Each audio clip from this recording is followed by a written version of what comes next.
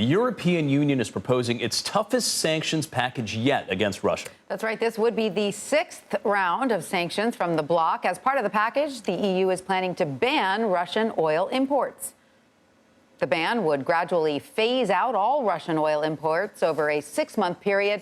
The European Commission president says the plan will not be easy, but would give nations time to adjust. Meanwhile, Russia is ramping up its assault on eastern and southern Ukraine. This comes as horrific stories of survival emerge from people who were evacuated from that besieged steel plant in Mariupol. CBS News foreign correspondent Debora Patta joins us with more from Vinnytsia, Ukraine. Deborah, welcome. The Ukrainian government says Russian forces stormed that steel mill in Mariupol as people tried to leave. What more do we know about that? The conditions of the people who tried to leave, the people who are still inside who need to evacuate, maybe the conditions in that mill?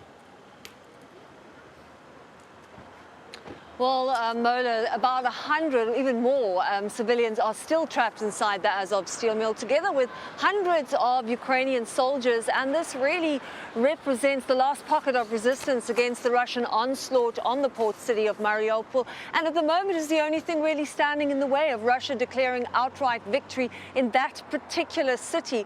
Now, we saw over the weekend over 100 civilians were evacuated from the steel mill after the United Nations negotiated a safe passage for them, and mostly women and children came out. And the stories that emerge are horrific. People have been there for around 2 months since the war actually began, hiding out in the steel mill, which is actually also incorporating a maze of tunnels and underground bunkers. So there they were night after night. You remember that when the war started, it was still winter here in Ukraine. So icy nights spent in that basement, in that underground bunker, in those tunnels, and very little access to food and to water.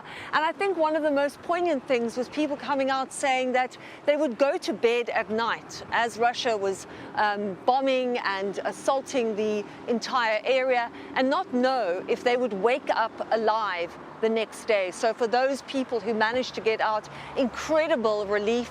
But perhaps it gives an idea of what it is still like for those who are trapped inside. And as you correctly pointed out, Russia has now stormed, we understand, the Azov steel mill. Russian troops backed by Russian tanks have stormed there. And we don't know any further details of what is actually happening. There could be, according to Russia, about 2,000 Ukrainian soldiers still inside there with civilians, and possibly up to 500 of them who are injured and needing medical assistance. So that is also a big concern. They have said that they will continue to resist the Russian onslaught, but it's possible that Vladimir Putin of Russia could be ramping up the assault ahead of May the 9th, which has been seen as the symbolic day for Russia, the day during the Second World War when Nazi Germany surrendered. And it could be that they may be trying to declare some kind of statement on that particular day. But in the meantime, for those trapped inside, it remains a daily living hell. What a harrowing situation. Deborah, I want to turn to another point. As we mentioned earlier, the European Union announced additional sanctions on Russia, including plans for an all-out ban on Russian crude imports. Now, this is a controversial move for the bloc. Can you explain some of the intricacies? It's a very controversial move, and of course, the question is, will it actually go through? Russia's dominance in the oil markets is certainly beginning to crumble, and this would be a further blow for them.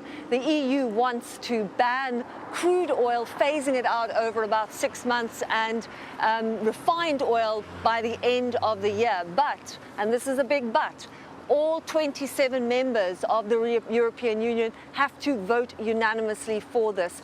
And while some countries like perhaps France and Spain and Portugal are not as reliant on Russian oil, countries like Hungary, countries like Bulgaria, Slovakia, their entire economy really depends on Russian oil, and they would battle to continue if that were the case. So there could be a very divisive and fierce debate over whether this will indeed go ahead. The thinking behind the EU's ban or pending ban, possible ban, is that they want to cut Vladimir Putin off from the very lucrative reserves and resources and money and funds that he gets from his dominance in the oil markets.